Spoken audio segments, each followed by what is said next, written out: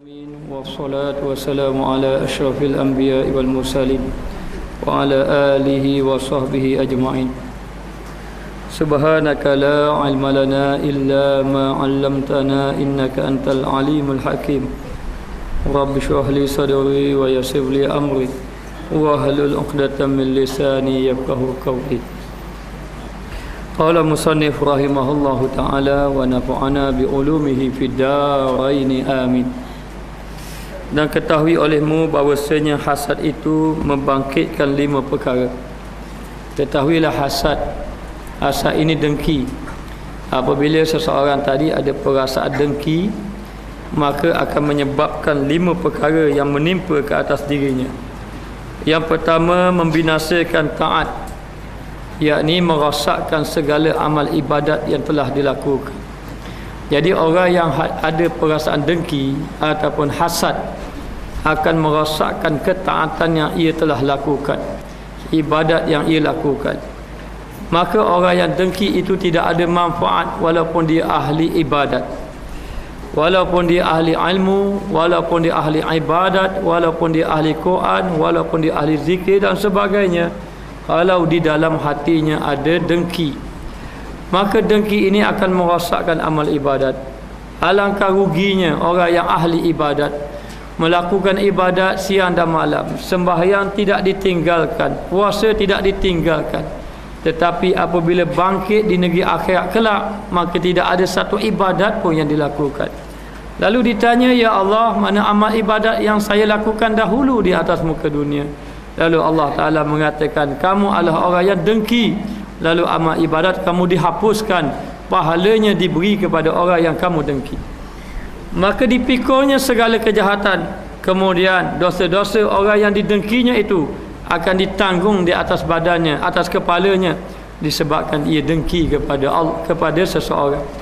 Maka dengki ini satu penyakit yang cukup bahaya. Ramai manusia yang menjaga ibadat zahir, belajar tentang fiqh, belajar tentang bagaimana ibadat khusyuk, bagaimana ibadat yang sebaiknya, bagaimana rakaat, bagaimana sujud, bagaimana bacaan-bacaan di dalam sembahyang, dan puasa-puasa, menjaga puasa, tetapi satu lagi tidak jaga, hati tidak jaga. Lalu hati yang dengki ini rosak mereka, maka seibaratnya barah yang ada di dalam tubuh manusia. Walau zahirnya nampak sehat, walau zahirnya nampak mereka itu gagah, tetapi sebenarnya ada penyakit yang menular di dalam tubuhnya, akhir sekali membinasakan dia. Inilah dia penyakit dengki, inilah dia penyakit hasad. Sebagaimana yang kita sebut hari yang lalu, di antara orang dengki ini adalah di antaranya orang-orang alim yang banyak ilmu. Mereka itu banyak ilmu, tetapi dengki boleh jadi dengan sebab pengaruh. Dengki boleh jadi dengan sebab anak murid yang ramai kepada orang lain, ataupun dengki kerana sebab orang memuji orang alim yang lain, tidak memuji kepadanya. Akhirnya jadilah ia orang yang dengki. Bila jadilah ia orang dengki, maka segala amal ibadat yang ia lakukan menjadi rosak. Begitu juga dengan orang-orang yang kaya, dengki sesama sendiri. Orang miskin dengki sesama sendiri, dan termasuk juga orang jahil pun dengki sesama sendiri. Semua kena penyakit dengki. Lalu penyakit dengki ini akan menyebabkan amal ibadat orang menjadi sia-sia. Maka malanglah, banyak sudah amal ibadat sudah dilaksanakan. Kadang-kadang sembahyang itu sudah dijaga. Sudah dijaga sembahyang, mengenai waktunya, mengenai syaratnya, mengenai rukunnya, menjauhkan perkara yang membatalkan sembahyang, dan puasa pun tidak ditinggalkan. Apabila sampai bulan Ramadan, puasa penuh sebulan. Dan apabila sampai bulan Ramadan, dengan baca Al-Quran, alhamdulillah telah melakukan ibadat-ibadat zahir. Tetapi ramai manusia yang meninggalkan ibadat batin, menyebabkan ibadat yang ia lakukan itu menjadi sia-sia. Maka benarlah kata ulama, sesungguhnya orang yang dengki itu membinasakan taat, yakni membinasakan ketaatan ibadat kepada Allah Ta'ala. Sebagaimana sabda Rasulullah SAW, al-hasadu ya'kulul hasanat kama ta'kulun narul hatab. Sesungguhnya hasad itu memakan kebajikan, hasad itu memakan pahala, hasad itu memakan segala amalan yang telah dilakukan, sebagaimana seperti memakan api akan kayu yang kering. Seperti mana api memakan kayu api. Jadi kayu-kayu api yang banyak dilonggok-longgok kemudian dibakar, akhirnya menjadi debu. Apabila datangnya angin, ditiupnya debu-debu, akhirnya menjadi tempat tadi kosong, tidak ada apa-apa. Maka demikianlah orang yang mengumpul amal ibadat, apabila sampai saja waktu balik lalu mengajarkan ibadat sembahyang, ibadat puasa, yang ada harta ibadat haji dan ibadat-ibadat yang lain. Tetapi satu lagi yang ada dalam hatinya, penyakit dengki, maka penyakit dengki itu akan menghilangkan segala amal ibadat yang ia lakukan. Sebab itulah kita tidak perlu gosah orang yang dengki kepada kita, kerana mereka itu sedang memberi pahala kepada kita. Bahkan orang yang dengki kepada kita itu, mereka itu mengambil dosa-dosa kita. Dan apabila mereka itu bangkit di negeri akhirat kelak, tidak ada amalan, amalannya sudah dimakan oleh sifat dengki tadi. Maka hendaklah kita ini menjauhkan diri daripada sifat dengki. Jangan kita dengki kepada orang, kerana sesuatu yang diberi oleh Allah Ta'ala maha mengetahui. Kita melihat orang yang kaya, jangan dengki pada orang kaya. Mereka itu dapat ujian dengan kekayaan dia. Kita dalam keadaan tidak kaya, kita jangan dengki. Kerana orang yang dengki dengan pemberian Allah, bermakna dia tidak setuju dengan apa yang Allah Ta'ala tetapkan. Mana beriman dengan qada dan qadar Allah, sedangkan segala-galanya telah ditetapkan oleh Allah. Sama ada Allah Ta'ala nak beri kelebihan kepada orang ini ataupun kepada orang ini pemberian Allah. Kita hanya bersyukur dengan apa yang Allah Ta'ala berikan kepada kita. Maka jauhkanlah diri daripada sifat dengki. Maka selamatlah kalau seseorang tadi hilang di dalam hatinya sifat dengki. Maka banyakkan ibadat kepada Allah, banyakkan ibadat kepada Allah, banyak mengadu kepada Allah, banyak berzikir kepada Allah Ta'ala untuk membersihkan hati kita. Hati kita ini kotor dengan sifat ujub, merasa hebat dengan ibadat yang telah dilakukan, merasakan diri kita baik daripada orang. Kotor dengan sifat takabur, sombong, memandang hina kepada orang lain. Kitalah ahli ibadat, orang lain ni orang yang kurang beribadat, lalulah kita menjadi sombong. Dan juga riak, melakukan amal ibadat untuk tunjuk-tunjuk pada orang, biar orang puji kita, biar orang kata kita baik. Dan begitu juga buat ibadat, hati kita kotor dengan hasad, kerana kita tidak puas hati dengan orang lain. Sedangkan orang lain itu yang dia dapat nikmat datangnya daripada Allah Subhanahu wa Ta'ala. Jadi perasaan ini perasaan yang boleh menyebabkan hati kita kotor, dan hati kita kotor boleh terhalang amal ibadat kepada Allah Subhanahu wa Ta'ala. Lalu hadis mengatakan betapa ramai orang yang sembahyang, tetapi mereka hanya dapat penat dan lelah sahaja daripada ibadat yang ia lakukan. Di antaranya adalah disebabkan dengki, hasad dengki. Dengki membawa fitnah. Asalnya dengki, bila dengki akhir sekali fitnah. Suka memfitnah orang, kadang-kadang mencari keburukan. Daripada fitnah datang lagi buruk sangka, kerana perasaan dengki yang ada di dalam hati. Maka tidak bersihkan hati. Kalau kita tidak bersihkan hati, maka rosak amal ibadat.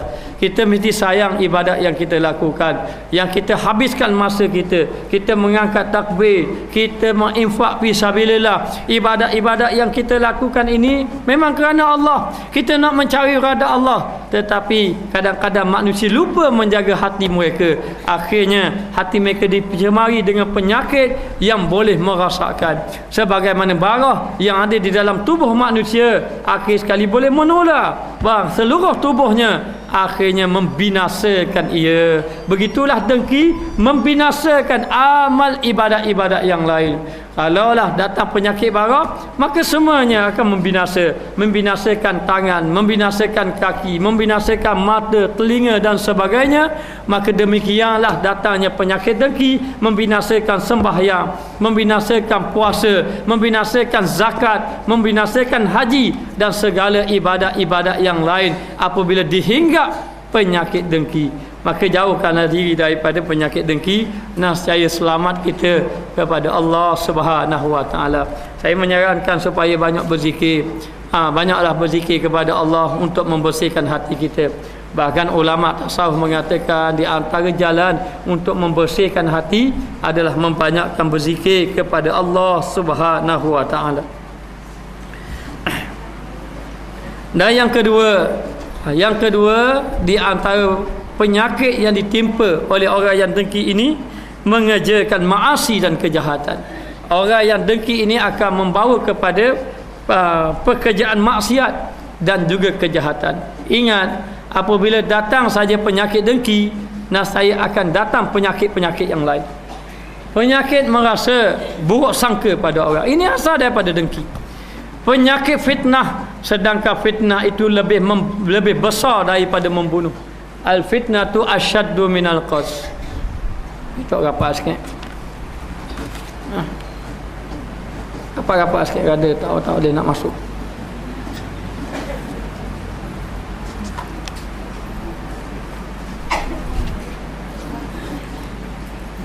Mengerjakan maasi itu maksiat. Menyebabkan orang yang dengki ini mengerjakan maksiat. Maksiat ini ada dua, satu maksiat zahir, satu maksiat batin. Kadang-kadang maksiat zahir itu tak tinggal, sembahyang tidak tinggal.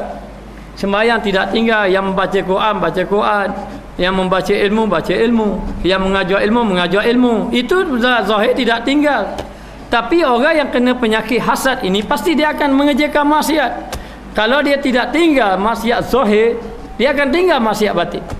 Mana dia akan buat maksiat batin. Kalau dia tidak mana tinggalkan, kalau dia tidak buat maksiat zahir. Boleh jadi maksiat zahir itu dia tak buat. Sembahyang dia sembahyang, puasa dia puasa. Tapi dia sudah kena penyakit hasad dalam hatinya. Jadi bila dah kena penyakit hasad dalam hati, maka dia tidak tinggal maksiat batin. Apa dia maksiat batin? Maksiat batin seperti buruk sangka pada orang. Buruk sangka kepada orang, lalu menuduh macam-macam, mengadu domba, dan juga pelbagai-bagai lagi perkara yang boleh meresahkan dia ataupun boleh membinasakan dia. Lalulah dia mengerjakan kejahatan dan juga maasi, maksiat dan kejahatan. Sehingga kan dia melihat tidak senang kepada orang yang dia dengki. Bila dia tengok orang yang dia dengki itu mendapat kebaikan, sedangkan dia tidak suka pada orang tadi. Lalulah bila dia tengok orang tu mendapat kebaikan, lalu timbul dalam hati dia, macam mana aku nak hilangkan kebaikan dia? Kalau orang itu mendapat kemuliaan, macam mana aku nak menghilangkan kemuliaan dia? Kalau orang dapat kelebihan, bagaimana nak melebihkan kelebihan dia? Kalau orang itu berniaga jadi maju, macam mana perniagaan dia jadi tidak maju? Kalau orang ni mulia, bagaimana tambah bagi mulia? Lalu didatangkan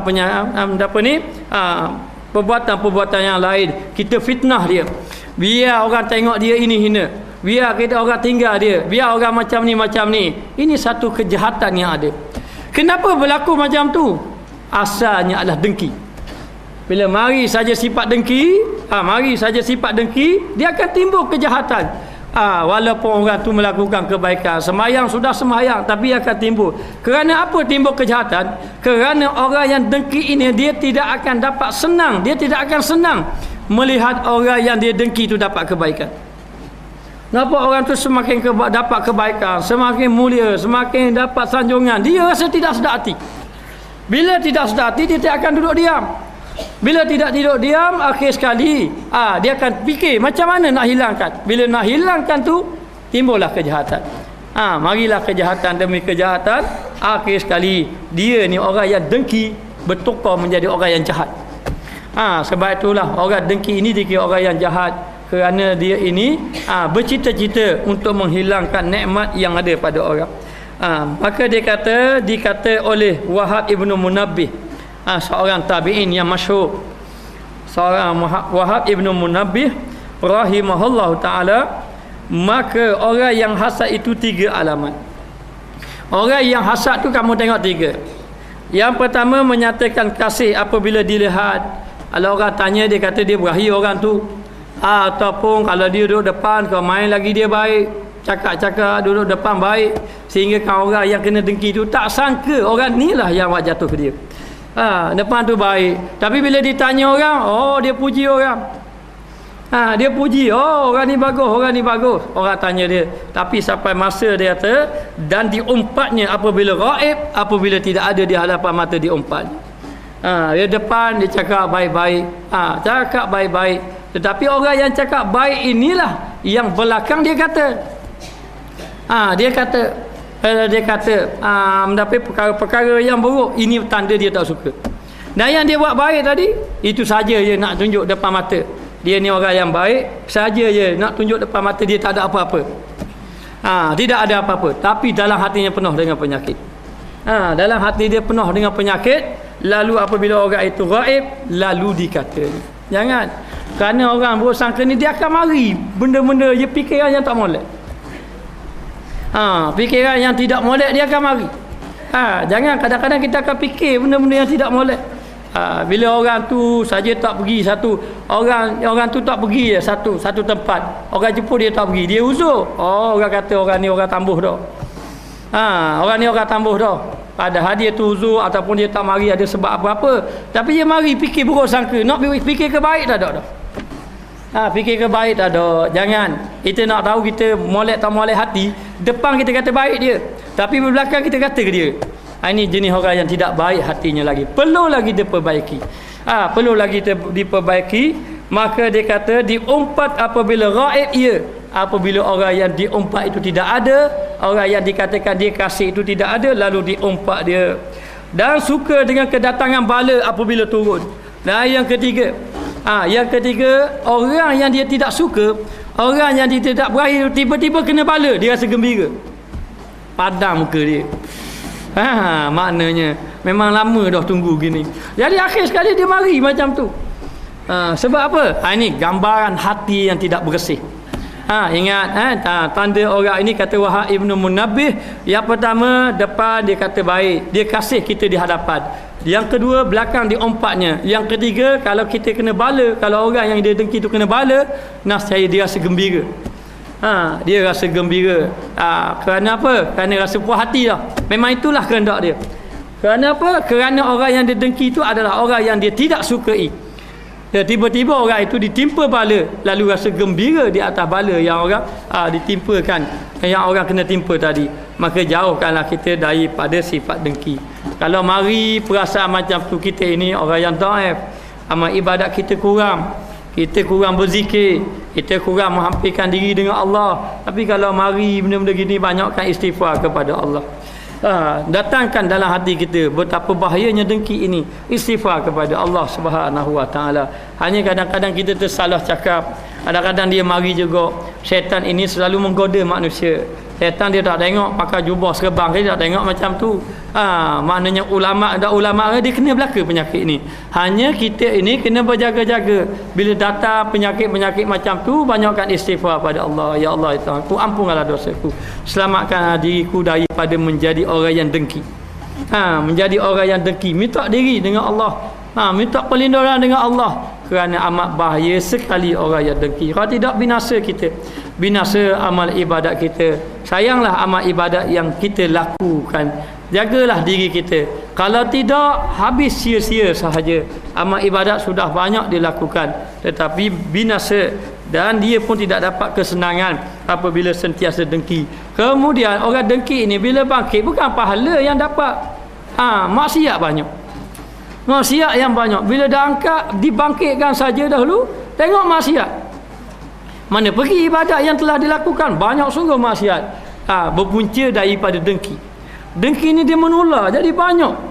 Dia akan mari-mari macam-macam. Dia mari nak marah, dia mari sifat marah, dia mari buruk sangka, dia mari mendapat ni, dia mari fitnah, dia mari dendam. Dia mari dendam. Ini semua penyakit-penyakit yang tidak molek yang ada di dalam hati manusia. Sedangkan Allah Taala, Nabi SAW kata, la tahasadu wa la tabaradu. Jangan kamu berdengki-dengkian, jangan kamu marah-marah di antara satu sama lain. Kerana sesungguhnya kamu hendaklah menjadi wa kunu ikhwanal muslimin, jadilah kamu saudara di antara orang Islam. Bersaudara, kita saudara kita je, semua saudara. Orang yang bersaudara ini ibaratnya kalau cubit paha kiri, paha kanan rasa sakit. Maknanya kalaulah demam, habis semua berjaga malam. Ibaratnya begitu. Maka tidak jauhkanlah diri daripada penyakit dengki dan minta berlindung dengan Allah. Kata syekhku, yakni tok guru kepada Imam Al-Ghazali, dan memada akan dikau Memadai akan dikau. Kalau tak silapnya Abu Bakar Al-Waraq. Abu Bakar, Syekh Abu Bakar. Dan memadai akan dikau. Kalau tak silap saya kena rujuk balik lah. Saya pun tak apa ingat juga. Dan memadaikan akan dikau. Cukuplah bahawasanya Allah Ta'ala menyuruh dengan berlindung daripada kejahatan hasid. Hasidun, orang yang berdengki. Orang yang dengki-dengkian. Orang yang berdengki. Pendengki. Mintalah kamu ini berlindung dengan kejahatan pendengki. Maknanya Allah Ta'ala minta berlindung. Kita ni biasa disuruh berlindung dengan apa? Dengan syaitan. A'udzubillahi minasyaitanirrajim. Minta berlindung dengan Allah daripada syaitan. Allah Ta'ala suruh juga selain pada syaitan minta berlindung juga dengan hasidun, orang yang berhasad dengki. Kerana hasad dengki ini, orang yang hasad dengki ini, dia telah dikuasai oleh syaitan. Dia telah digunakan oleh syaitan. Maka selain daripada minta berlindung dengan syaitan, maka kamu berlindung juga dengan orang-orang yang dengki. Kata Syekh, cukuplah kamu faham betapa bahayanya sifat dengki ini, sehingga kan Allah Ta'ala menyuruh kamu supaya minta berlindung dengan kejahatan orang yang dengki. Kerana kejahatan orang yang dengki ini boleh merosakkan kita. Dia dah dengki, selagi mana dia tengok ada nikmat pada diri kita, dia akan usaha. Kalau dia tidak usaha tu, tak dengki mana tu? Hanya tak puas hati. Oh lakak sungguh orang ni, kau molek dia, tapi tak buat benda-benda. Tu dengki juga, dengki kelas rendah. Mana dengki juga, tapi dengki hak bawah. Dia dengki high class ni, dengki kelas yang pertama ni, dia akan buat sesuatu. Siapa fitnah begini-begini. Dan sebagainya. Rasa cerita seorang. Ada satu cerita. Sahabat saya ini imam, dia muda, tak kahwin lagi masa tu. Ini imam. Jadi bila dia imam, dia duduk seorang diri. Dia pun jadi imam, menyampaikan khutbah. Kerja bagus. Dia jadi imam, dia menyampaikan khutbah. Dia mengajar ke tak? Saya tak pernah pasti. Rasa-rasa tak mengajar, hanya jadi imam khutbah saja. Jadi dia duduk mengajar. Jadi dia tak sangka lah. Ada juga orang tak suka ke dia. Salam dia jadi imam, dia juga tak suka. Manusia ni, kalau kita buat baik, memang ada orang tak suka. Buatlah baik apa-apa. Kita beri piti ke orang pakai miskin, orang tak baik. Baik beri ke aku, dia beri pakai miskin. Dia mari benda-benda gitu. Lalu sahabat saya ini, dia jadi imam. Baca khutbah, jadi imam. Jadi satu ketika keluarga dia datang ke rumah dia. Ayah dia datang, mak dia datang, adik perempuan dia datang. Jadi bila adik perempuan dia datang, dia duduk rumah dia, dia bawa adik perempuan dia dengan motor pergi mari. Bila pergi mari ni, orang tu kata tok imam dia tu ganda orang puang. Dia kata ke dia.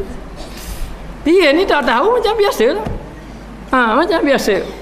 Mana dia bawa akhirnya dalam keadaan macam tu difitnah. Bila difitnah, orang tahu suara, menyebabkan dia dipindah, ditukar ke tempat lain. Jadi dia kena dulu tindakan. Dia tidak tahu sebab apa salah dia. Lalulah dia bercakap dengan orang tadi.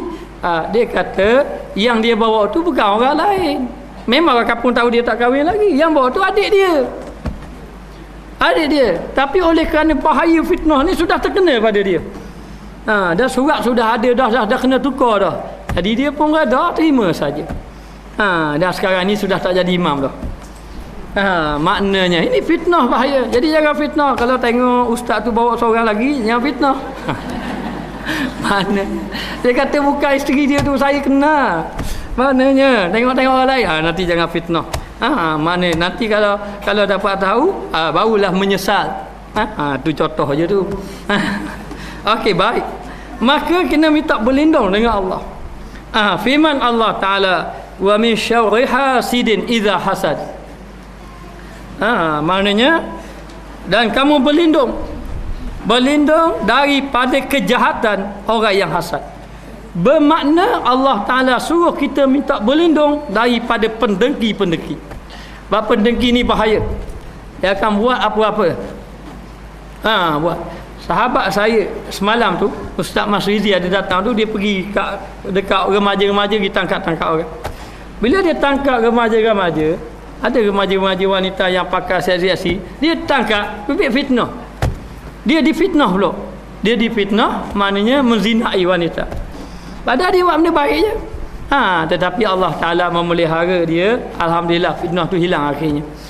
Jadi kita nak beritahu bahaya dia, orang-orang dengki ini dia akan merosakkan, membinasakan. Maka kadang-kadang kita tidak mampu dok tahan, maka minta berlindung dengan Allah daripada pendengki-pendengki, kerana pendengki ini dia akan sentiasa berusaha.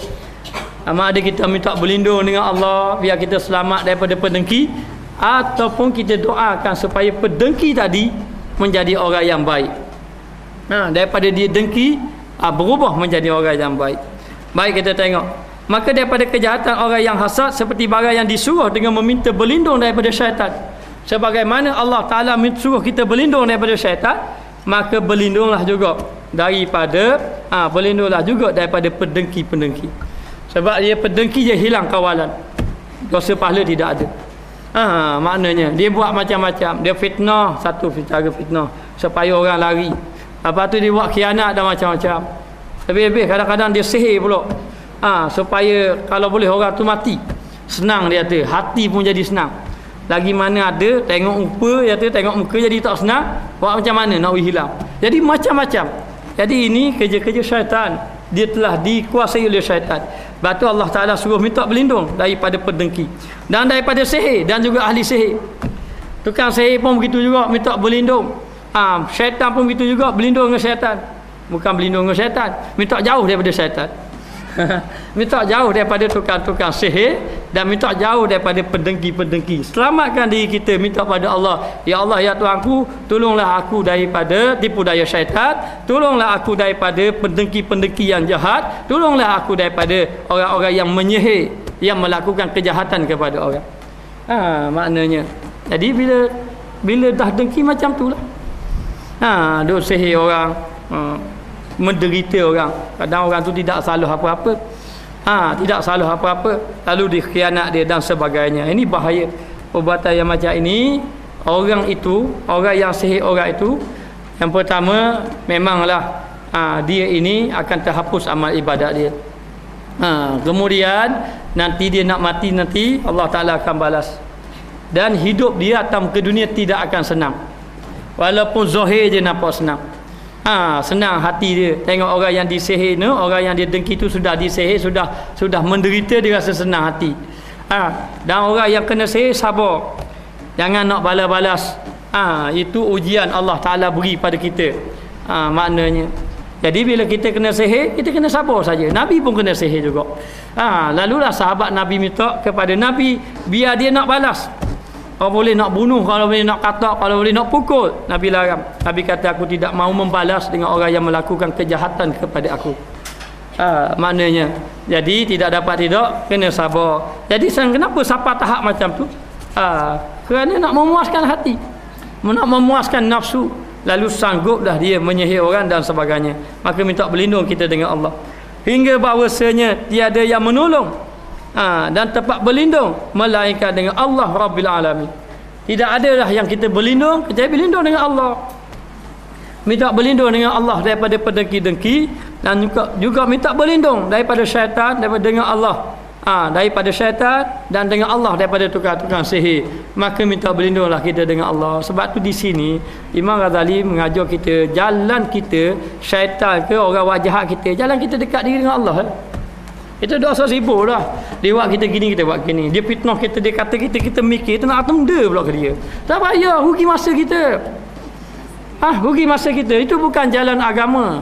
Jalan agama dia kata gajah hima kita, kau pandai dia lah. Dia puas-puas, dia diam lah. Kita dah cari jalan dia. Yang kita fikir ni, aku ni dengan Allah macam mana? Perjalanan kita dengan Allah macam mana? Dia sibuk ni, dia kata kita pun sibuk kata dia. 2 kali 5, 5 kali 2. Orang tu dah jadi dengki dengan kita pun jadi lawan juga dengan dia. Ini dah salah lawan. Biar nak kata apa-apa kita pun, kita dah sibuk kita dengan Allah. Lalu kita kata Imam Ghazali, tak ada dah jalan. Jalan dekat dengan Allah. Kalau kita dekat dengan Allah, Allah Ta'ala peliharalah kita. Kalau Allah Ta'ala pelihara kita, orang dengki tu buat apa-apa saja pun. Dia nak buat apa-apa saja, dia tak akan berjaya kalau kita dilindungi oleh Allah Ta'ala. Jadi kita asal sibuk layan dia. Kita sibuk kita duduk dengan Allah. Kau banyak orang kata kita, kau banyak kita berzikir. Kau banyak orang fitnah kita, kau banyak kita munajat pada Allah Ta'ala. Ini jalan yang dikendaki oleh ahli-ahli ibadat kepada Allah. Jadi jalan ni kita nak. Kita tidak mahu jalan ni. Ini jalan yang telah ditunjuk oleh Al-Imam Ghazali. Mungkin di antara kita yang merasa ada orang dengki kita, ada orang buat macam ni, macam mana nak buat? Tak ada. Jalan dia dekat diri dengan Allah. Jalan dia dekat diri dengan Allah. Dia seorang mari Ustaz, tolong minta semayang ajak Ustaz. Sebab apa? Orang nak khianat saya. Kalau boleh nak suruh saya buang kerja, kalau nak suruh saya jadi susah. Tak apa. Winama sudah saya ada. Senang je. Dia winama dia balik. Dia tak sedap hati rumah. Mari pula. Saya rasa dah sedap nak cerita kok. Baik anda ceritalah. Dia pun cerita A to Z. Kita cerita, saya pun dengar. Habis dengar saya tanya, pernah datang tak kuliah saya? Tak pernah. Jadi saya ini bahagian apa? Bahagian minta tolong je. Pakai hubungan gitu je. Pernah datang? Dia kata dia tak pernah. Dia kata beginilah. Saya pun cakap dengan dia. Saya kata gini, jangan salah faham. Apa yang jalan ini yang demo kena orang buat macam ni, jangan melihat kepada orang. Lihat kepada jalan ujian kita. Apa yang kita buat dengan Allah? Bagaimana ibadat kita dengan Allah? Saya tanya dia, masjid pergi tak? Tak pergi. Tidak pergi masjid. Kuliah tak? Kenal pula kita. Saya tanya macam mana kenal saya? Orang kabur. Masya Allah. Orang kabur. Jumpa orang ni. Saya pun kata tak boleh. Kita jangan memandang tu. Kita memandang bagaimana kita dekat dengan Allah. Jangan salah faham. Baik. Andai kata saya semayang hajat. Bila saya semayang hajat, lalulah yang kena buang kerja tak buang kerja. Orang yang tak buruk dan yang jadi buruk dengan kita jadi baik dengan kita. Yang jahat dengan jadi baik dengan kita. Lalulah keadaan pun jadi aman. Pada pandangan saya, kalaulah jadi aman, kita pun macam dahulu. Bagi pandangan saya itu tidak makbul lagi. Itu bukan dikehendaki. Kalau kita belajar, kita hikam, kita tasawuf mengatakan kita semayang hajat, kita minta doa dengan Allah, jalan dia jalan mendekati Allah, bukan jalan dia mendapat nikmat dunia. Kita gunakan Allah untuk dapat nikmat dunia, kita lupa Allah. Benar tak cara tu? Tapi kalau saya sembahyang hajat, tapi orang buang kerja, tapi daripada buang kerja itu dia mau jadi insaf. Dia pun baru nak pergi masjid surah, baru ingat pada Allah, ini makbul. Inilah yang dia kehendaki. Sebab tidak boleh kita nak gunakan Allah, kita nak gunakan agama untuk mendapatkan kepentingan dunia, untuk hawa nafsu kita. Kalau kita dapat apa-apa, macam mana keadaan kita? Kita qasdak dengan keadaan kita yang lalai dengan Allah Ta'ala. Jadi saya terang ke dia, saya beritahu ke dia, asal pandang, tu biarlah orang dengki pada kita. Orang dengki pada kita mujur patutnya. Tapi jangan suruh orang dengki, tolong dengki saya tak ada pahala, jangan gitu. Sebab apa? Sebab di antara jalan kita yang menyebabkan kita dekat diri dengan Allah Ta'ala, dengan kita kadang-kadang dengan kita sabar di atas ujian yang ditimpa pada kita. Jadikan jalanan kita lah jalan dekat diri dengan Allah. Ini musibah-musibah ini, orang dengki kita ke, orang khianat kita ke, orang fitnah kita itu jalan untuk kita dekat diri dengan Allah. Jangan apa hak tu, tidak ada masalah hak tu. Mari apa-apa tak ada masalah. Masalah itu masalah ialah kita ni, adakah kita dekat diri dengan Allah ataupun tidak. Jadi begitu keadaan. Kita kena faham kehendak agama kita. Bukan kehendak agama kita ini menyuruh kita mencari sesuatu untuk kepentingan diri, kepentingan nafsu, dan kita lalai dengan Allah Subhanahu Wa Taala. Maka tidak ada cara lain, kata Imam Ghazali, orang dengki ke, orang buat khianat kata kita, bahkan syaitan yang selalu menggoda kita, yang menyuruh kita mengikut hawa nafsu, semuanya jalan dia tidak ada cara lain melainkan Allah, mendekatkan diri dengan Allah. Tak ada cara lain. Kalau kita tidak mendekatkan diri dengan Allah, tak habis-habis. Orang dengki kita dengki orang. Orang buat macam ni, kita buat macam ni. Oh, dia ingat dia hebat sangat, tapi kita buat macam ni. Orang kata kita, sedap ingat dia kata kita, ingat dia guna. Kita pun kata kat dia. Sama-sama bagi dosa. Mu sikit, aku sikit. Tak ada faedah buat perkara-perkara yang macam tu. Biar. Apa orang nak buat, biar. Yang kita takut ni macam mana kita dengan Allah. Berapa kita dah fikir orang buat kita takut. Kita dengan Allah Ta'ala ni macam mana ibadat kita, bagaimana sembahyang kita, bagaimana hati kita. Hati kita ni banyak penyakit. Maknanya kalau pergi cek dekat doktor, doktor pening kepala, ada belaka asap dengki 50%. Maknanya ada belaka. Hanya tak ada obat je. Kalau ada obat makan, ambil kamu dengki, makan 3 kali sehari, insya-Allah sihat. Senang gitu. Tapi tak ada. Penyakit ni penyakit yang tidak nampak.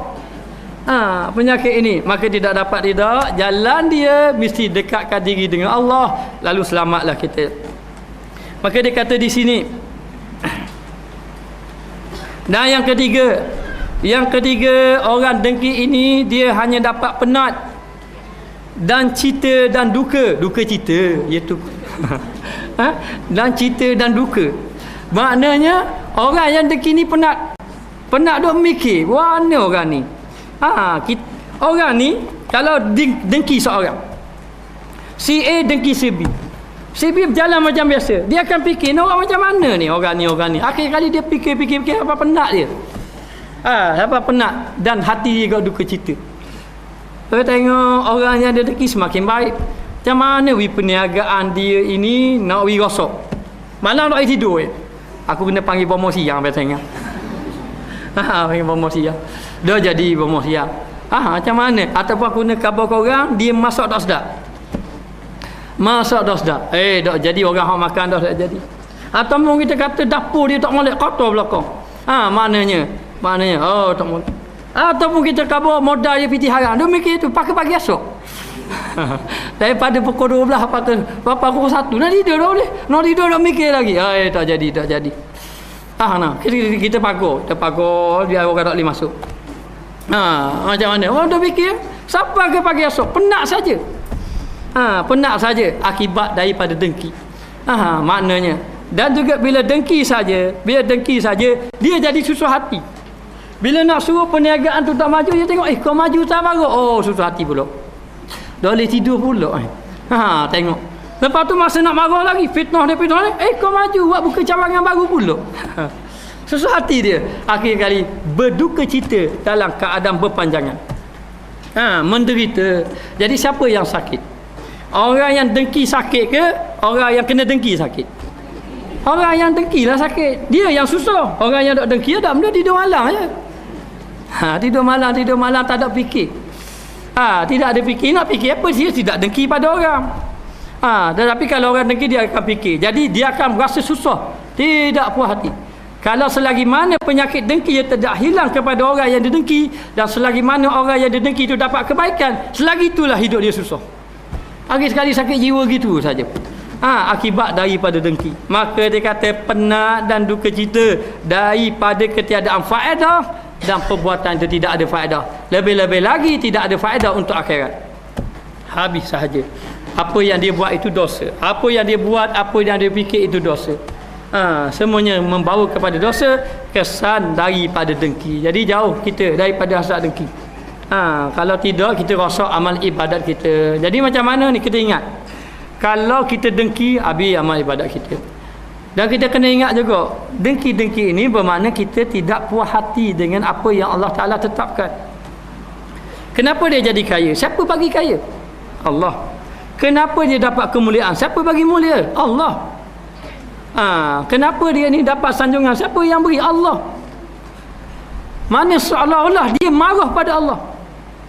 Dia marah kepada Allah Ta'ala apabila sahaja dia tidak puas hati dengan pemberian Allah Subhanahu Wa Ta'ala. Jadi tidak kita kena ingat, kalau tidak rosak amal ibadat kita. Maka dia kata di sini tiada faedah.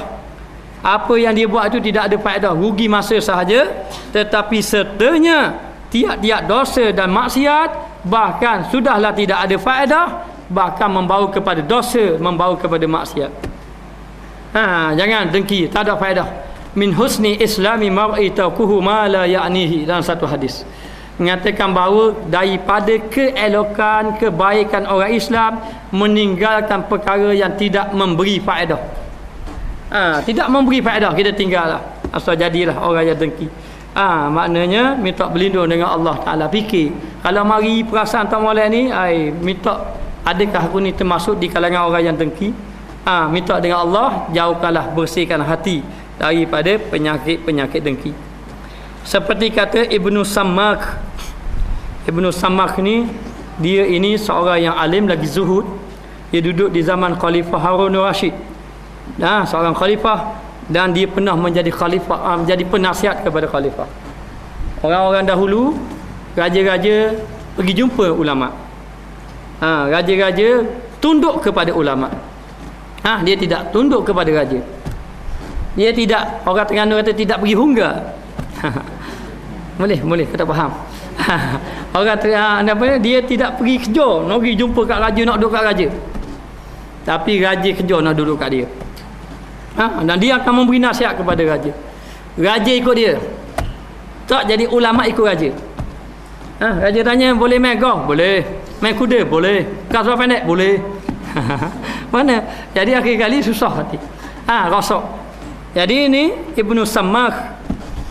Maknanya rahimahullah ta'ala, dia ada aku lihat orang zalim. Orang yang zalim. Orang zalim apa dia fikir? Dia fikir nak buat zalim ke orang. Orang yang zalim ini, dia fikir dia nak buat zalim. Yang terlebih menyerupai dengan orang yang kena zalim. Orang yang kena zalim pun lebih kurang dengan orang yang kena zalim. Apa beza dia? Orang zalim, dia susah hati, dia mikir nak buat zalim ke orang. Orang yang kena zalim, dia menderita kena zalim ke orang. Dua-dua menderita. Hanya hak zalim tu boleh tahan sikit. Dia derita, dia buat ke orang. Orang ni derita, dia kena buat ke orang. Orang yang kena zalim, dua-dua ni susah daripada orang yang hasad. Maknanya antara zalim dengan orang yang kena zalim, dia kata aku lihat tiada beza, serupa je. Orang zalim yang kena zalim seperti orang yang hasad. Kalau orang zalim, dia fikir macam mana buat jahat ke orang, maka serupa juga dengan orang yang zalim. Dan orang yang kena zalim itu menderita, hati dia tak tenang. Maka begitu juga orang hasad, hati dia tidak tenang juga. Tidak tenang juga. Lepas yang berkekalan, yakni hasad, lepas daripada orang hasad. Jadi tiga orang yang orang menderita. Satu orang zalim menderita kerana fikir nak zalim ke orang. Orang kena zalim menderita kerana dia dizalimi oleh orang. Orang yang hasad, dia pun menderita juga kerana dia mikir macam mana nak zalim orang, macam mana nak dengki pada orang, mengkhianati orang. Maka yakni orang hasad yang selama-lamanya, dan selama-lamanya dia itu dalam keadaan susah. Selama-lamanya dalam keadaan susah, hati tidak tenang. Itulah sebab orang yang hasad ni dia tidak boleh tumpu ibadat. Dia tak akan boleh tumpu ibadat. Kalau dia buat amal ibadat pun sekadar buat amal ibadat zahir saja. Tamburi orang kata dia tak memayang aja. Tamburi dia kata orang dia jahat saja. Dia buat sembahyang zahir, tapi sebenarnya hati dia tidak tenang.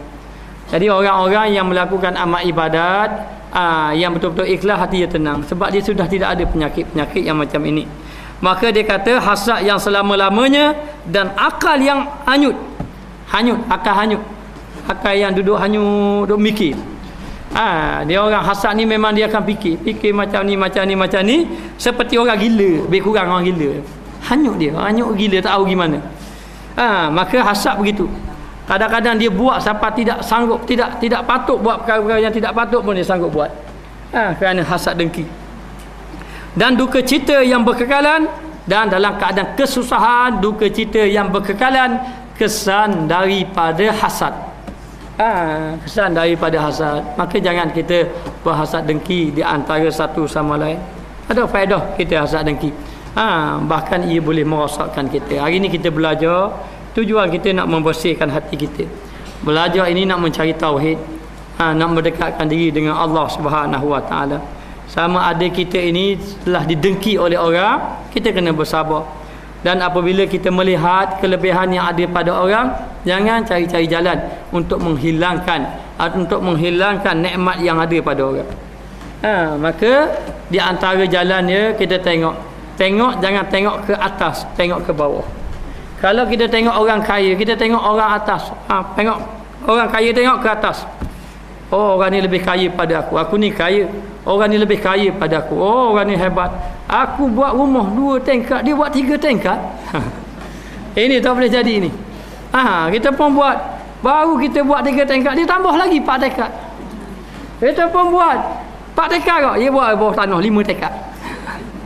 Akhir kali tak ada main dah ni. Ni mesti makan piti haram ni. Jadi mari tu. Sebab apa mari dengki? Jadi akhir sekali hati pun jadi tidak senang apabila kita berdengki-dengkian di antara satu sama lain. Maka cara nak hilang dia tengok atas. Tengok bawah, yang tengok atas. Tengok atas. Jadi kalau kita tengok orang ini maju, orang ni maju dari segi perniagaan dia, kita kurang maju, ada lagi tak maju. Sampai bengkat terus pun ada. Maknanya barulah kita menjadi orang yang tawaduk, orang yang rendah diri. Jangan duk sibuk masing-masing nak membangga diri. Jangan duk sibuk masing-masing nak tunjuk kehebatan. Jangan. Yang kita bimbang antara kita dengan Allah. Ini yang zahirnya, yang apa-apa yang ada ni zahir saja, permainan saja. Permainan ataupun ujian Allah Subhanahu Wa Taala. Sesungguhnya dunia ini permainan dan juga perkara yang melalaikan saja. Yang paling penting bagaimana kita dengan Allah Subhanahu Wa Taala. Maka dia kata di sini,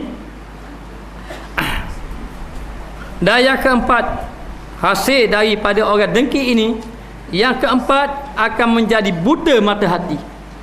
Orang yang dengki ni payah nak makan nasihat. Kadang-kadang kita beri nasihat, kita beri tahu macam ni dia tak akan tu. Mata hatinya sudah buta. Mata hati sudah buta, dia sudah tidak memikir dosa dan pahala. Dia sudah tidak fikir apa yang dia buat itu membinasakan diri dia. Bagi dia nak memuaskan hawa nafsu dia saja. Kerana apa? Kerana hati sudah diliputi dengan penyakit dengki, akhirnya menjadi buta mata hati. Apabila buta mata hati, maka beritahulah ayat-ayat Al-Quran, beritahulah apa-apa pun, beritahulah nasihat apa-apa, tidak akan terkesan pada dirinya. Ini bahaya. Bahaya. Bahkan begitu juga baik pada orang alim, cara orang alim. Kalau orang alim itu dengki pun, ilmu dia tak akan beri kesan kepada dia. Bahkan dia akan membinasakan orang yang mengambil ilmu dengan dia. Maka tidak dapat bersihkan hati kita. Kerana orang yang dengki, hati dia sudah kotor dan buta mata hati, tidak dapat lagi melihat kebenaran, tidak dapat lagi melihat perkara-perkara yang baik di hadapan matanya. Hingga tiada hampir mufhim, mempaham, tiada hampir mempaham satu hukum daripada ahkam Allah Ta'ala, dan sehinggakan dia tidak memahami hukum Allah. Jadi tiada memahami, boleh, tiada hampir memahami satu hukum daripada ahkam, daripada hukum-hukum Allah, sudah tidak faham dah. Kita khabar dah, jangan buat begitu, berdosa. Mari orang anak dia sakit bertahun-tahun, tahun-tahun dah sakit, jadi berobat habis ribu-ribu dah, macam-macam tu bomo je jumpa cari. Jadi akhir sekali tak ada arwah sangat, ada seorang hamba Allah, dia pergi jumpa dah Ustaz Kamal. Orang pakai khabar orang. Dia tu tak jumpa, lagi jumpa dia sekali. Dia tu, saya bila pula pandai berobat? Saya tak pandai berobat. Kita pula percaya orang berobat itu. Saya dulu satu ketika masa saya duduk di Kuala Berang,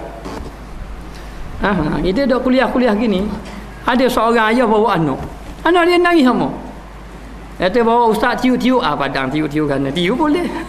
Tiup ayah dia boleh tiup. Buat warna ni. Saya kata saya tak pandai.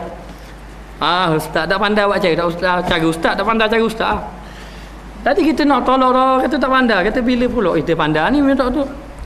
Akhir sekali saya pun bacalah apa yang saya tahu, benda apa saya tahu, bacalah. Saya tiup-tiup, senyap tangan baru. Lepas tu dia kata jadi dia. Susah hati saya. Dah pula. Lagi ramai pula mari. Ramai pula mari. Macam mana boleh jadi? Pelik kita. Pelik itu. Jadi satu hari begitu kok, ada budak sakit. Sakit-sakit panggil Tok Bomo. Tok Bomo pun saya yang panggil Tok Bomo. Tok Bomo tu baca-baca tak jadi benda. Akhir kali mak gua ni saya baca. Hari saya pula pergi berobat. Sedar tak bagus. Sedar. Saya pun dah tahu mana sedar ni. Dia mai kat aku ni. Akhir kali ramai orang mari atok. Padang tak mengajar mana ni. Saya pun tiup-tiup tak jadi belaka mujur. Kali tu je jadi, orang lain tak jadi belaka. Ada orang ni mari. Marilah jumpa.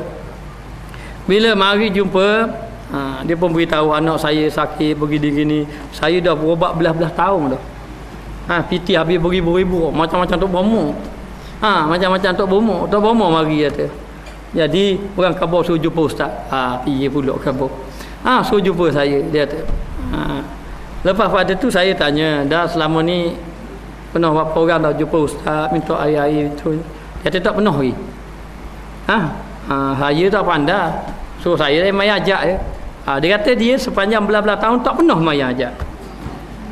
Mai ajak tak pernah. Nak belah-belah tahun tu. Oh mana hak berat-berat air kita. Jadi tak ada arahnya. Tak apalah. Pak mai ajak suruh mari ngaji dah mari. Lepas pada tu tak apa. Kita pun mai ajak. Mai ajak, dia suruh air. Kita buat air. Buat air lama ke mari alhamdulillah dah ustaz.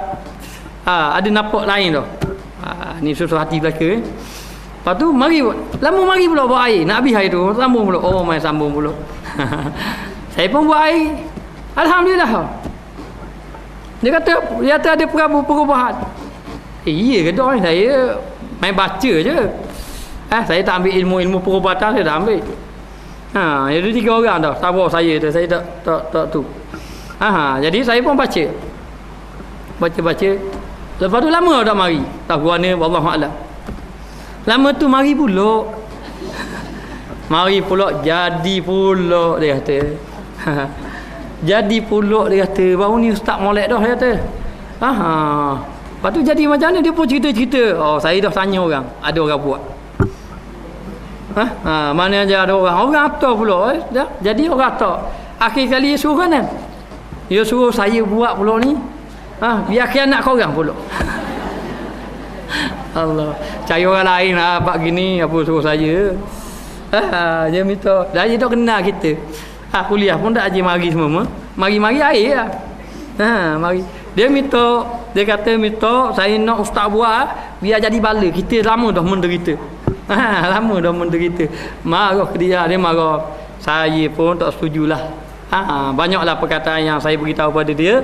Akhir kata saya tak setuju dengan apa yang dia buat. Saya kata kalau bab ni cari orang lain. Bab ni cari orang lain. Bukan kerja kita. Maknanya. Jadi nak beritahu, jangan kadang-kadang kita terlalu memikir benda-benda yang tidak baik ini. Benda yang tidak baik boleh membawa fitnah, kadang-kadang berpunca daripada penyakit dengki. Maka dia kata di sini jadi buta mata hati. Tak fikir dah benda ni benda haram, tak fikir dah benda ni boleh membawa kepada dosa dan boleh menyebabkan amal ibadat kita akan menjadi rosak. Maknanya bagi mereka nak puaskan hawa nafsu mereka je. Sedangkan benda tu tidak pasti lagi dah boleh nak percaya kau. Boleh jadi memang anak dia betul-betul dah sakit. Dia mari dia macam-macam boleh mari. Boleh menuduh saja. Maka akhir sekali jadi buta mata hati dan tidak mengetahui hukum Allah. Maka sebenarnya berkata Sufyan radhiyallahu anhu. Sufyan ni adalah Sufyan Tsauri radhiyallahu anhu, lazimkan olehmu dengan panjang diam. Biasakan kepada kamu banyak diam. Jangan banyak bercakap perkara-perkara dunia. Orang yang banyak cakap banyaklah salah dia. Orang yang banyak salah maka banyaklah dosa dia. Orang yang banyak dosa maka nerakalah tempatnya. Wal iyaz billahi min zalik. Jadi kita jangan banyak cakap. Man kana yu'minu billah wal yaumil akhir falyakul khairan aw liyasmut. Sesiapa yang beriman dengan Allah dan juga hari akhirat, maka hendaklah dia bercakap yang baik-baik. Jadi kalau nak bercakap, cakap yang baik-baik. Kalau percakapan kita ini membawa pahala, cakap banyaklah apa? Semakin banyak cakap, makin banyak pahala. Tapi kalau percakapan kita ini membawa kepada dosa, jangan cakap banyak. Kerana semakin banyak cakap, semakin banyak membawa kepada dosa. Kalau kita hitung percakapan kita, percakapan yang melibatkan ukhrawi ni akhirat sikit je. Percakapan yang melibatkan dunia itu banyak. Maka katanya Sufyan Tsauri, banyakkan kamu diam. Diam ini lebih selamat kamu. Diam yang membawa kebijaksanaan. Kalau kita banyak cakap dengan banyak diam, mana orang nampak kebodohan kita? Banyak orang banyak cakap. Kadang-kadang dia banyak cakap bukan yang menunjukkan kecerdikan dia. Kadang-kadang orang pandai hina pula dia. Oh, banyak cakap orang ni begini-begini. Jadi banyak kan. Dan banyak diam lebih baik. Tapi janganlah sampai tidak bercakap langsung. Banyak diam maknanya bercakap perkara yang baik-baik. Bercakap yang perlu, bercakap yang baik-baik saja. Banyak diam. Ini lebih membawa kepada kebijaksanaan. Orang akan muliakan kita. Maka dia kata di sini panjang diam, lazimkan, maknanya biasakan olehmu dengan panjang diam. Yani biasakan kamu banyak diam, jangan banyak bercakap. Memilih akan warak akan membawa kamu kepada sifat warak. Warak ni orang yang menjaga diri daripada jatuh haram dan juga syubhat. Bukan warak ni orang cakap perlahan. Slow je cakap, warak sungguh. Padahal kalau pendek. Tapi jenis cakap slow je. Saya tak faham. Orang hari ni faham. Kalau orang-orang warak ni orang cakap perlahan. Cakap perlahan, cakap tunduk saja. Oh, ni warak sungguh dia. Cakap slow je. Jadi nak beritahu yang dikatakan warak di sini, orang yang menjaga diri daripada jatuh syubhah dan orang yang menjaga diri daripada jatuh perkara haram. Inilah orang yang warak. Dia tambah ambil kadang-kadang benda-benda yang syubhah dia takut. Dia takut, dia tidak mahu. Jadi inilah yang dikatakan orang yang sangat warak, orang yang sangat jaga. Abu Bakar As-Siddiq, orang beri minuman air dia, susu. Lalulah dia tanya, dia dahaga, dia minum lah. Lepas dia tanya tu, orang tu kata dulu sebelum dia Islam dia kerja kahin. Kahin ni bahasa Arab mana ni? Tukang tenun nasib. Tenun nasib macam mana, tengok jari ke, tengok tapak tangan ke, tengok orang ke, wallahu a'lam. Tenun nasib, lepas tu dia kenakan upah. Jadi upah ni buat cara hutang. Jadi bila dia masuk Islam, orang bayar upah dia. Upah apa ni? Upah masa dia kerja tenun nasib dulu. Maka duit upah ni beli susu. Pergi ke Sayyidina Abu Bakar. Sayyidina Abu Bakar tidak tahu. Sayyidina Abu Bakar minum. Lepas minum tanya, ambil di mana duit ni? Yang kamu beli tu. Dia kata, ambil duit upah tenun nasib dulu. Kejut Sayyidina Abu Bakar. Lalu Sayyidina Abu Bakar jolok. Selagi tak mutah lagi tu jolok. Mutah semua sekali. Mutah semua sekali. Mengatakan dia tidak mahu benda-benda itu berada dalam badan tubuh dia. Mereka kan kata ulama ini menandakan kewarakan Abu Bakar. Kerana kita ni kalau kita tidak tahu dah nak buat mana dah. Tetapi nak jaganya, takut membawa kepada haram, takut membawa kepada binasa, akhir sekali dia jaga diri supaya tidak jatuh kepada perkara haram dan juga perkara yang boleh merosakkan. Sebab siapa, Imam Nawawi ke Imam Syafi'i, saya tak ingat. Dia bila dia makan daging, tiba-tiba dia hafalan tu tak kuat. Biasanya kuat hafalan. Lalu dia tanya kambing tu yang dia sembelih tu kambing dia. Tuan dia kata kambing dia. Memang kambing dia. Bukan kambing orang. Dia sembelih. Tapi kambing dia ni penuh masuk kawasan orang. Makan dia punya Allah. Tanaman Allah payahnya. Makan tanaman orang. Bukan dia itu sengaja lepas. Maknanya tak sengaja, macam terlepas. Dah makan dah tanah tu. Lepas tu balik semula. Dan kambing tu kambing tuan dia sembelih sendiri. Jadi imam kata guana hafalan kurang ingat tu. Kurang ingat tu rupanya kerana penuh dia makan daging tu penuh makan daging pula kambing. Kambing tu penuh makan tanaman orang lain. Gitu kesan dia. Tu dia dah kita macam-macam ada. Pewarna macam-macam pewarna, merah, hijau, kuning, biru ada belaka dalam tubuh. Mana tu bahagian pewarna. Bahagian campuran kapur baruh semua ada belaka. Kapur semi semua ada. Bahagian makanan tu macam-macam ada kita. Itu yang jadi keras. Tu payah ingat. Itu tak termasuk dengan kus-kus hatah hadir pagahir. Termasuk lagi dengan benda-benda lain. Tu jadi keras hati kita ya. Maka tidak jaga kamu. Menyebabkan kamu ini, kalau kamu ni banyak diam, menyebabkan kamu ni orang yang warak, orang yang boleh menjaga diri daripada perkara syubhah dan juga perkara haram. Dan jangan kamu jadikan loba atas dunia. Ingat, jangan tamak dunia. Yang jadi dengki ni kerana tamak dunia. Bila tengok orang maju, dia tak boleh ke dia benda dunia tu. Dia nak ke dia. Dengki ni di antara sebab dia tamak dunia. Dia tengok orang ni dapat kelebihan, dia tengok orang ni dapat kelebihan. Jadi kelebihan yang ada pada orang tu tidak ada pada dia. Jadi bila tidak ada pada dia, orang ni telah dapat kenikmatan dunia, dia pun nak juga kelebihan tu. Maka bila nak kelebihan itu, maka timbullah penyakit dengki, adalah disebabkan di antara tamak dengan dunia.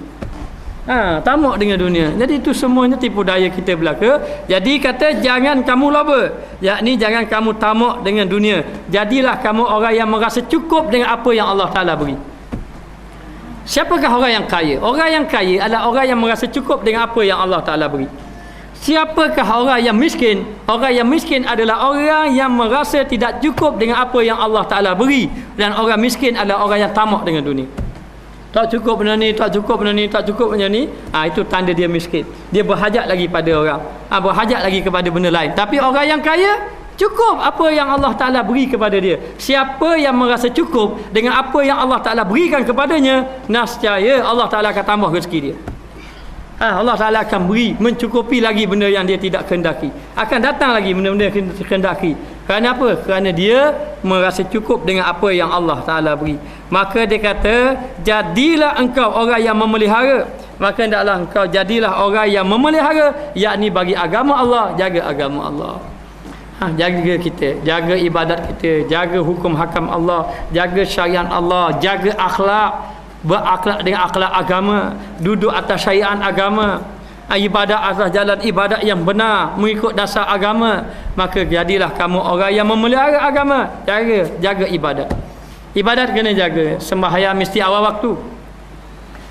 Sembahyang jangan lewat-lewat waktu kecuali ada musyaqqah, itu lain.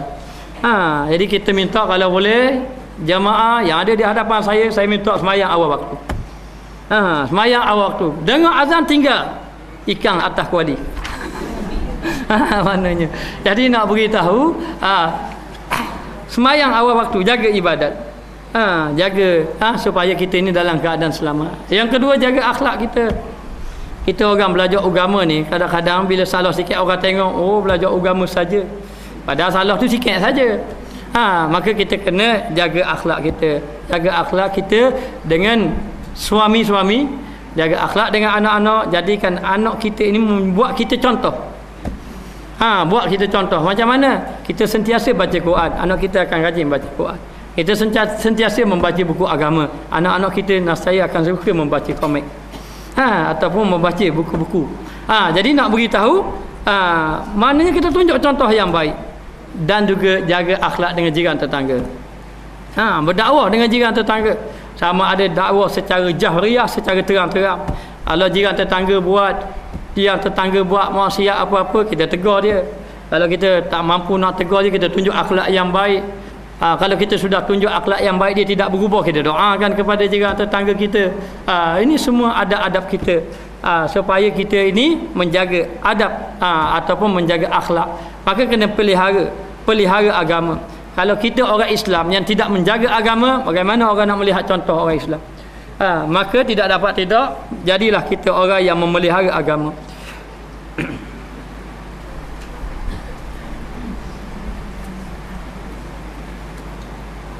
Dan jangan ada ta'anan, yakni mencela orang. Jangan kamu jadi orang yang suka mencela orang. Jangan sibuk buat orang lain, sibuk diri kita. Kita nak cela orang dah kita baik tak ke mana. Yang kita perlu mencela orang lain. Maka pandang diri kita. Kita belajar tasawuf, belajar adab ni, dia belajar tengok diri, jangan tengok orang. Kita belajar tengok diri kita, maka kita kena mencela diri kita. Imam Ghazali ada beritahu, mengatakan bahawa kamu ini biar banyak cela diri kita. Kita ni cakap je sedap, beramal dak ustaz. Suruh orang buat ibadat, dia sendiri tak buat amal ibadat. Dia suruh orang berzikir, dia sendiri tidak berzikir. Dia suruh orang jangan dengki, padahal dalam hati dia pun banyak dengki. Jadi tengok, akhirnya kita sedar kita siapa. Kita siapa yang kita nak merasa kita lebih hebat daripada orang, yang kita nak merasa kita ini lebih baik daripada orang lain. Maka tidak dapat celalah diri sendiri. Jangan melihat kepada orang lain. Hari ini kita dah sibuk tengok orang. Orang ni tak betul, orang ni jahat, orang ni tak bagus, orang ni tak kena begini. Jadi siapa kena? Kita yang kena. Kita yang kena. Luqman Hakim kata la tanzu ila hasanatika. Jangan kamu tengok kebaikan kamu. Tengok kecelaan apa? Cela dalam diri kita. Banyak benda-benda aib. Adakah kita sudah lepas daripada penyakit dengki yang kita baca hari ini? Mungkin kita tidak sedar banyak benda kita dengki pada orang yang menyebabkan amal ibadat yang kita bangun, buat semayang dan sebagainya akan menjadi binasa. Adakah ibadat yang kita lakukan ini telah memberi kesan kepada akhlak kita, telah memberi kesan kepada hati kita? Adakah kita sembahyang selama ini menyebabkan kita rasa takut pada Allah? Kadang-kadang kita sembahyang tapi sembahyang kita tidak dapat mencegah daripada perkara mungkar. Sedangkan Al-Quran mengatakan innas salata tanha 'anil fahsya'i wal munkar. Hanya kita hari ini banyak tengok orang. Tak usah tengok orang, tengok diri kita. Bagaimana ibadat subuh kita, bagaimana ibadat zuhur, asar, maghrib, isyak kita, bagaimana dengan Quran kita, bagaimana dengan zikir kita, bagaimana ilmu kita, dan bagaimana amal ibadat kita. Inilah yang kita tengok. Kita dah sibuk dengan orang lain, tak selesai kita. Jadi hari ini tengok diri kita. Kita boleh balik tengok diri kita. Jangan kita duduk belajar tengok orang. Oh, mana ustaz tu? Yes, tak je cakap. Memang ustaz tak cakap. Kerja ustaz cakap aje. Saya tengok diri saya. Apa yang saya kata saya tidak merujuk kepada orang lain. Dan saya kenal siapa diri saya. Orang lain kenal diri orang lain. Dan sekali-kali saya tidak mengatakan saya lebih baik daripada orang lain. Sebab kita tahu kadang-kadang malam duduk kabur ke orang. Maknanya esok buat jahat orang. Nak tidur dan mikir jahat orang. Nak beritahu. Jadi kita kena tengok. Lalu katanya banyakkan kamu mencela diri kamu. Bila kita banyak kita mencela diri kita, apa yang kita rasa? Baru kita sedar kita tak ada benda-benda. Kita sedar kita tak ada apa-apa, kita ni fakir depan Allah. Hanya kita berasa hari ni kita ini perasan. Tahu perasan? Berasa comel, dah ada comel pun. Oh, aku ni bagus dah kan. Baju-baju tengok dah ada benda, orang tengok dah ada benda pun. Kita perasan saja. Sebab tu ilmu yang kita nak belajar nak cabut perasaan. Perasaan. Sebab tu kita nak cabut perasaan ujub. Kerana ujub ni merasakan kita ini sudah bagus, kita ini comel, kita ini rajin, kita ini cerdik, kita ini bagus. Oh, kalau tak ada aku tak berubah orang lain. Dah berapa? Kita berasa kita bagus. Jadi nak beritahu kita ni nak buang perasaan yang macam ini. Maka cara dia macam mana? Cela diri. Kamu ini ni ilmu banyak saja, amal tak setara. Kamu ini pandai sangat kata orang, malam tidur semua. Maknanya suruh orang baca Quran. Dia baca Quran. Suruh orang banyak zikir. Zikir tak kan dia tidur semua. Jadi cela semua diri. Jangan cela buat orang lain. Dan ketahuilah kita tidak ada apa-apa kelebihan. Ketika Nabi Sulaiman ditanya mengenai harta banyak, kerajaan yang banyak, hadza min fadli rabbi. Ini kelebihan Allah. Dia tak kata hadza min fadli. Ini kelebihan aku, tak ada. Bila kita cela sampai lahir yang pertama kita ini fakir depan Allah. Oh, tak ada benda aku. Baru kita tak berasa kita semayang banyak. Dah berasa kita tak semayang, kita tak berasa kita semayang banyak. Kemudian kita tak berasa kita rasa kita fakir, tak ada apa-apa depan Allah. Bila tidak ada apa-apa depan Allah, mari dalam hati kita akan rasa harap dengan Allah dan kita rasa takut dengan Allah. Kita takut, ibadat banyak buat rasa takut sebab rasa tak ada apa-apa. Dan kita banyak harap dengan Allah supaya Allah Ta'ala ampunkan kita dan menerima amal ibadat kita. Sebab tu saya beritahu sama dah, kita belajar ni biar lahir 3. Yang pertama biar lahir fakir pada Allah. Biar lahir fakir, biar rasa tak ada apa. Yang kedua biar rasa da'if di hadapan Allah, lemah, kita tak ada apa-apa. Yang ketiga biar rasa hina di hadapan Allah. Jadi cara dia macam mana? Cara dia kita banyak cela. Kata guru saya, malam-malam ambil air semayang sunat taubat 2 rakaat. Lepas semayang sunat taubat, habis semayang sunat taubat, istighfar pula 100 ataupun 1000, cakap bandar lah. Kita pun istighfar, banyak istighfar kepada Allah. Kemudian pula lepas istighfar berzikir pula la ilaha illallah, membaharukan kalimah tauhid ini. Kerana kita banyak syirik pada Allah. Bila ada harta aku, bila ada ilmu aku banyak ilmu, bila ada pengaruh ini pengaruh aku, ini kehebatan aku, ini semua syirik pada Allah. Boleh membawa rosak amal ibadat kita. Lalu kita istighfar, membaharukan la ilaha illallah, la ilaha illallah, membaharukan kalimah tauhid kepada Allah. Kemudian cela diri. Saya boleh mencadangkan begitulah, cela diri. Malam-malam duduk nikmat kita ni, kita duduk depan sajadah, kita pun istighfar malam-malam sebelum tidur, istighfar.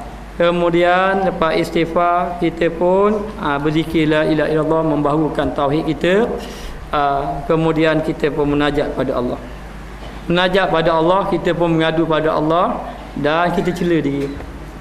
Kamu ini wahai ustaz, kamu ni cakap je sedap. Kamu tidak beramal. Kamu ini macam orang munafik. Kamu ini tidak lepas daripada sifat munafik. Pandai mengajak orang buat kebaikan, kamu sendiri tidak buat. Kamu ini sebenarnya menipu orang saja. Menipu orang. Kamu tunjuk perwatakan kamu baik, sebenarnya kamu tidak baik. Duk cela diri. Duk cela diri. Biar kita tak berasa kita ni ada. Lagi mana kita berasa ada, kita tu tiada. Tiada di sisi Allah. Maka banyakkan kita mencela diri, katanya katanya ulama. Maka dia kata di sini, mencela orang. Jangan kamu mencela orang. Nasaya sentosa engkau daripada lidah manusia. Kalau kamu tidak mencela orang, orang tak cela kamu. Orang tidak mencela kamu. Dan kalau kamu kasih pada orang, orang akan kasih kepada kamu. Dan jangan ada kamu hasad. Jangan kamu menjadi orang yang hasad dengki, ataupun jangan kamu menjadi pendengki. Nascaya segera fahamu, nascaya mudah faham kamu tentang agama.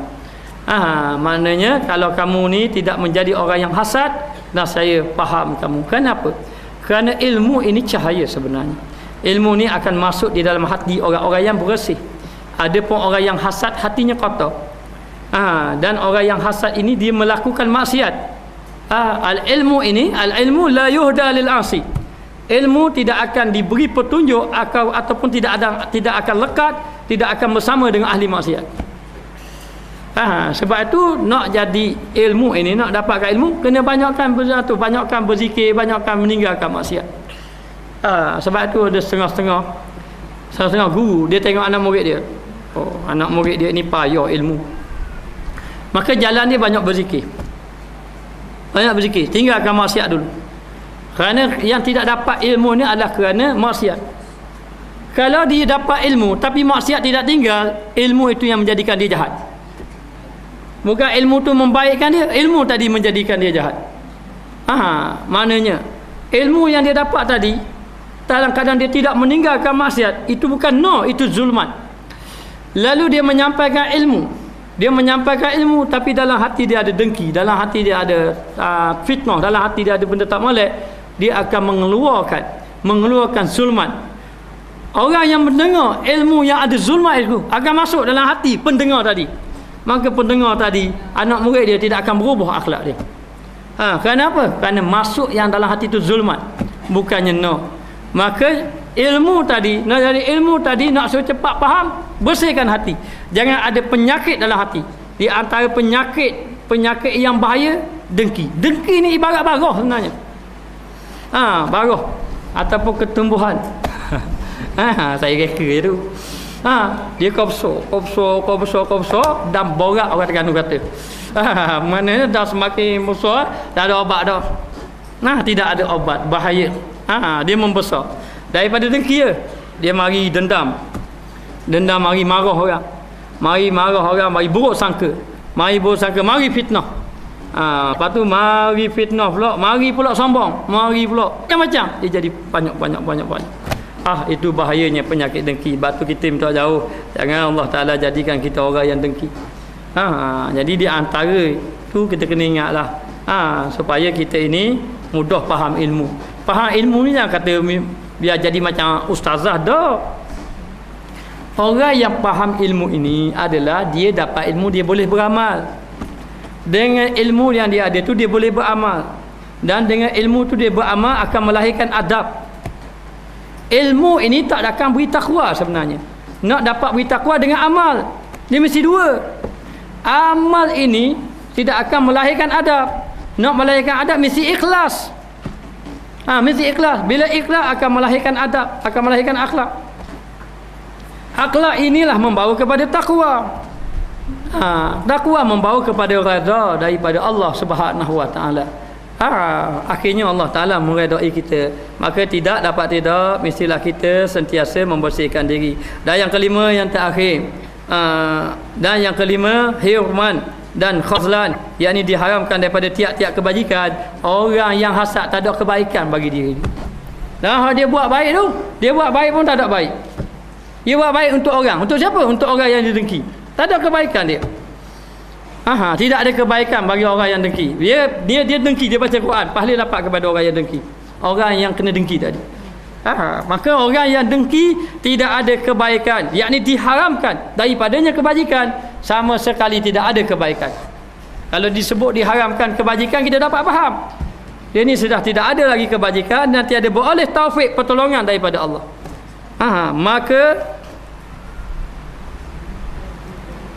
Maka tiada hampir mendapat dengan kehendaknya. Dia tidak akan mencapai maksudnya, kehendaknya. Nak jadi orang baik, takkan jadi orang baik. Nak jadi orang soleh, takkan jadi orang soleh. Nak jadi orang takwa, takkan jadi orang yang bertakwa, selagi mana ada dengki di dalam hatinya. Dan tiada dimenangkan atas seterunya. Dia dengki pada orang tu tak akan kalah.